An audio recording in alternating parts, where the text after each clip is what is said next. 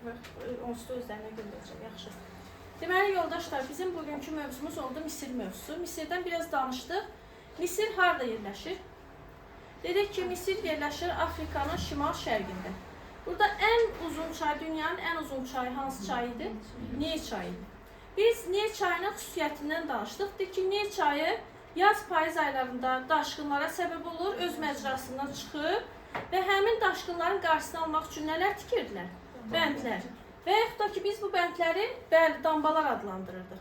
Sonra burada biz dedik ki, süni suvarma sistemi var. Yuxarıda tarlalarda yerləşən, yuxarıda yerləşən tarlaları suvarmaq üçün nədən istifadə edirlər? Şadufdan. Şaduf süni suvarma sistemidir, yoldaşlar. Sonra burada biz dedik ki, papirusdan danışdıq. Papirusun özü həm yazı vasitəsi kimi istifadə etmişdilər papirusdan. Həm də ki, yadda saxlayırıq ki, həm sal düzəldirdilər, qayıq düzəldirdilər, bir də evlərin üstlərini və komaların üstünü həmin papirusdan örtürdülər. Şəkillərdə də görəcəksiniz inşallah. Sonra burada xüsusilə ölkəyə nə gətirilir, bundan danışılır. 3-cü Tutmosun dövründə Nubiyadan qızıl, Suriya, Fələstindən Misir, Mis və Bablistanla və yaxud da ki, Finikiyadan da ağac gətirilirdi. Buna diqqət yetirəcəyik. Sonra burada yoldaşlar, dövlət birdən-birə yaranmır. Yəni biz həmişə qədim dövlətlərdən danışanda biz görürük ki, dövlətlər birdən-birə yaranmır.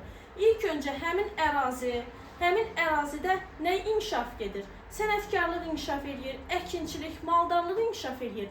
Və biz görürük ki, bu inkişaf nəticəsində Nil ətrafında kiçik vilayətlər yaranmışdır. Həmin kiçik dövlətlər və yaxud da ki, vilayətlərin adı nədir deyəndə, deyirik ki, onların adı nomlardır. Bizdən soruşsa ki, həmin nomlara nələr aiddir?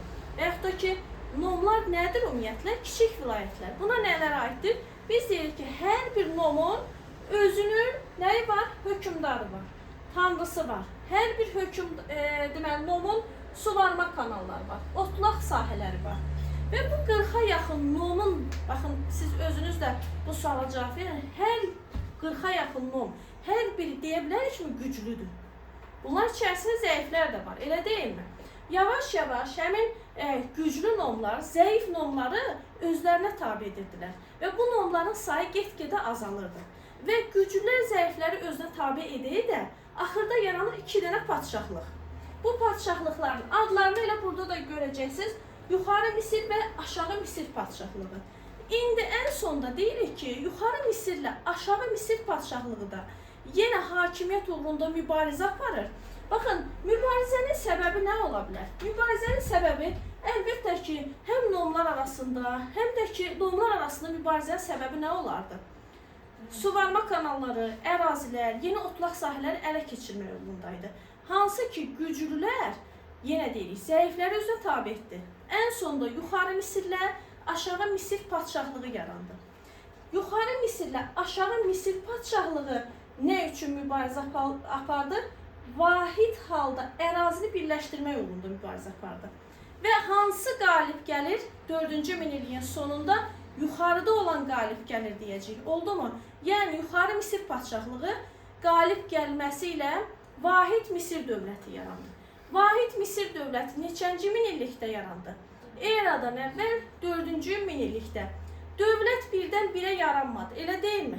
Ərazidə birinci insanlar nə ilə məşğuldur? Əkinçilik, maldarlıq, sənətkarlıq. Bunun inkişafı nəticəsində nələr yarandı? Nomlar yarandı. Nomların birləşməsi nəticəsində nə yarandı?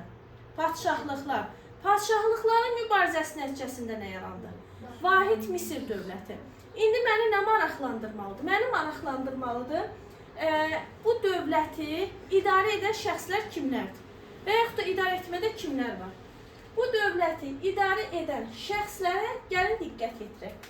Birincisi Firon, ikincisi Çati və kahinlərin adları burada qeyd olunubdur.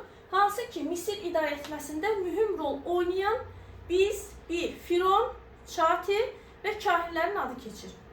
İlk öncə kimdən danışmalıyıq? Firondan. Firon haranı idarə edir? Dövləti idarə edir. Ali məmurdur. Baxın, deyir ki, bütün əmlakların sahibidir. Görün, Fironu necə ilahiləşdiriblər, deyir, Tanrının yer üzərindəki təmsilcisi adlanırdı. Firon deyir ki, baş komandandır. Onu günəşin oğlu hesab edirdilər. Hakimiyyəti heç cür məhdudlaşmır, qeyri-məhduddur. Yəni hakimiyyət necə keçir? İrsən, atadan oğula keçir. Gəlin indi burada çartı vəzifəsinə baxanda, baxın indi siz özünüz təsəvvür edin ki, özünüz bir hökümdarsınız. Hökümdarsınız, fironsuz. Məsələn, Qurban bəy, sən olsan bir firon. Burada təsərrüfat, məhkəmə, dəftərxana, dövlət xəzinəsini kimə tapşırarsınız? Öz övladlarınıza, düzdürmü? Siz ondan indi məsələn mən olub hökümdar. Kimə tapşırarım? Öz övladıma. İndi bax, burada da firon öz oğlunu, öz oğlanları, fironun öz oğlanları hansı məsələlərə baxır? Təsərrüfat, məhkəmə, dəftərxana, dövlət xəzinəsi. Hamısı da əsas işlərdir. Xəzinənin başında oğlu dayanır. Və bu vəzifənin adı nədir? Çarti. O ali məmurdur. Kimdən seçilir? Fironun öz oğlanlarından birini seçirdi. Yadda qalarmı? Sonra gəlirik kahinlərə, hansı ki dini işlərə nəzarət edirdi kahinlər, hansı ki dini məsələlərə nəzarət edən şəxslər adlanır. Bir də var, əkinçilər, maldarlar da var. Bir də var, başqa ölkələrdən gətirilən, istismar olunan qullar. Həmin qulları necə adlandırırdılar? Maraqlı, bəli, canlı ölülər adlandırırdılar. Doğrudur. İndi biz burada gəlirik Misirdə, başqa nəyisə unutduq, məncə unutmadıq. Gəlirik indi Misirin paytaxtına. Misir dövləti yarananda paytaxtı hansı şəhər idi? Memfis şəhəri idi. Aysan. Sonra Fifə köçürülüb, amma onun haqqında sonra danışacağıq. Mən bax, bir dövlət yadda saxlayırıq yoldaşlar. Birinci nədən danışdım? Dövlət necə yaranır? Sonra nədən danışdım? İdarə etmədə kimlər var? Paytaxtını dedim. İndi məni maraqlandırmalıdır nə? Misirin ən qüdrətli dövrü. Ən qüdrətli dövrü sizə elə çox çətinliyə salmıyorlar. O sadəcə qüdrətli dövrdən danışır. Bir də nədən danışacağım? Onun zəifləməyindən danışacağım. İndi gəlin o qüdrətli dövrdən danışaq. Deməli, Misirin qüdrətli dövrünü mən neçə götürəcəm? Eradan əvvəl 2-ci minillik götürəcəm. Və yaxud da ki, 2-ci minilin ortaları da deyə bilərsiniz. Yəni, burada yadda saxlayın ki, Misirin qüdrətli dövründə 3 dənə hökümdar var. Birinci Tutmos, üçüncü Tutmos və ikinci Ramzes. 3 dənə hökümdar. Bəzən sual verə bilərlər ki, qüdrətli dövrün sonuncu hökümdarı kimdir? İkinci Ramzes. Sizdən soruşa bilər, 3-cü Tutmos, 2-ci Ramzes, 1-ci Tutmos neçənci minillikdə hakimiyyətdə olubdu?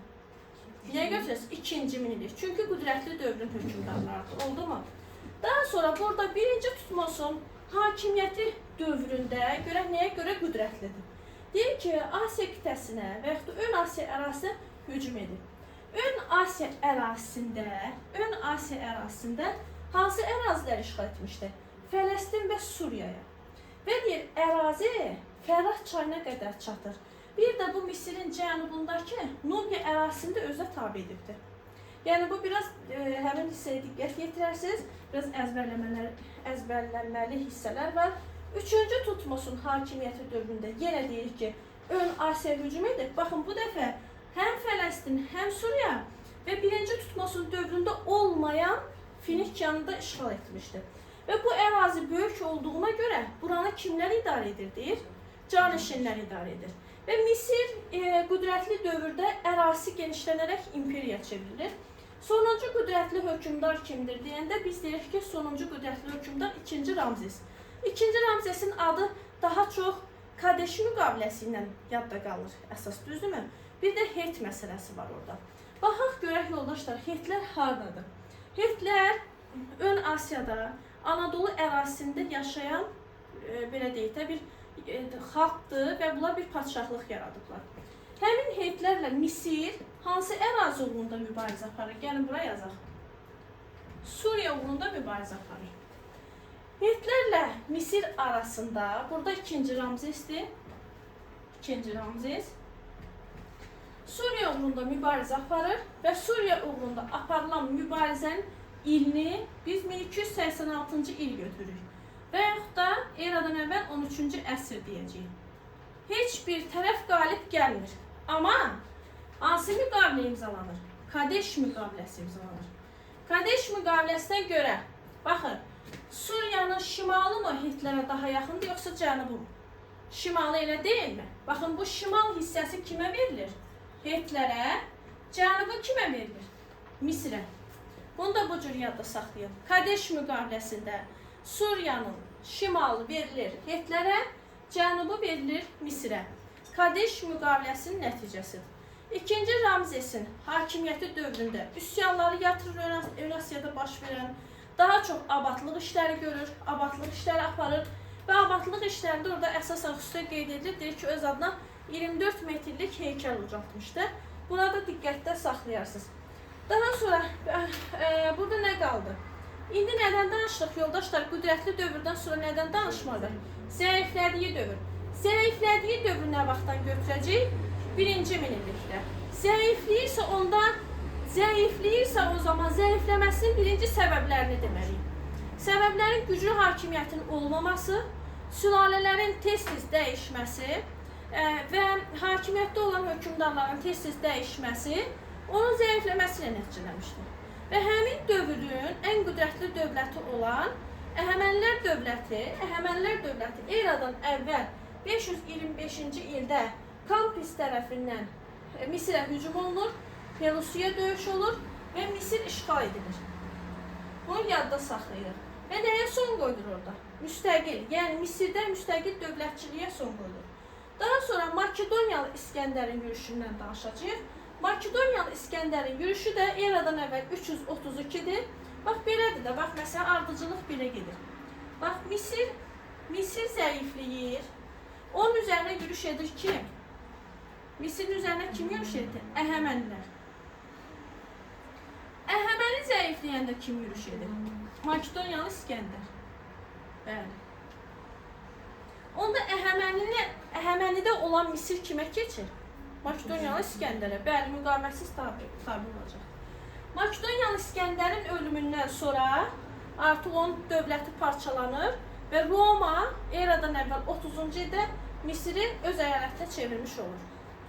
Yəni burada üç dənə məqamı yadda saxlayın. Əhəməni, Makedoniyalı İskəndər, bir də Roma. Bunlar üçü də Roma ərazisində ələ keçiriblər. Əhəmənilər neçənci ildə oldu? Eradan əvvəl 525. Makedoniyalı İskəndər, Roma, eradan əvvəl 30. Əla. Yaxşı. İndi Misir mədəniyyətinə baxaq. Bu Misir mədəniyyəti çox maraqlı əslində bir mədəniyyətdir. Burada möhürlərdən danışır yoldaşlar. Möhürlərdən təkcə, baxın, Misirlər istifadə etmir. Möhürdən həm də istifadə edib Şumerlər və Albanlar. Eradan əvvəl 4-cü minillikdə Misirin də, Şumerin də ilk yazısı olub piktoqrafik yazı, yəni şəkli yazı. Daha sonra Misir hieroqliflərdən istifadə edib, Şumer isə mixi yazı ilə istifadə etməyə başlayır. Və həmin hieroqlifləri, Misirdəki hieroqlifləri oxuyan alim də Jean Champollion olmuşdu, 1822-ci ildə oxumuşdu. İlk oxuduğu adda deməli Kleopatra və Ptolomey adları idi. Təhsildə əsas iştirakçılar burada kahinlər, məmurlar və dəftərxana işçiləri ən savadlı şəxslər hesab olunurdu. Onlar məbəd məktəblərində işləyirdilər. Əsas fən burada Misirdə həndəsə əsas fən hesab olunurdu. Trapesiyanın üçbucağın sahəsini hesablayırdılar. Və burada bizim diqqət yetirəcəyimiz məsələlərdən biri astronomiya ilə bağlı deyə bilərik ki, günəşin və ayın tutulmasının vaxtını müəyyən edə bilirdilər, ulduzun xəritəsini çəkə bilirdilər, günəş və su saatı var idi və özlərinə aid də təqvimləri var idi. Bir də burada ən maraqlı hissələrdən biri də, ən maraqlı hissə nədir Misirdə?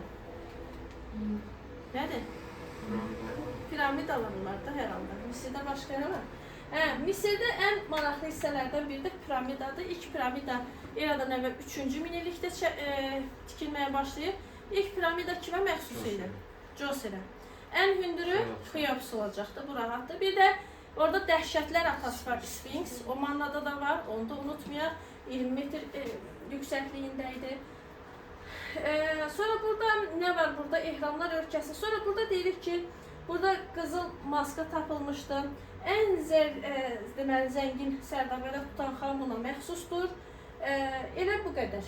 Mənə elə gəlir ki, əsas məsələlərin hər birini diqqətə çatdırdıq. Misir dərsi bu qədər. İndi Misiri sual-cavab eləyəcəm. Amma ibtidai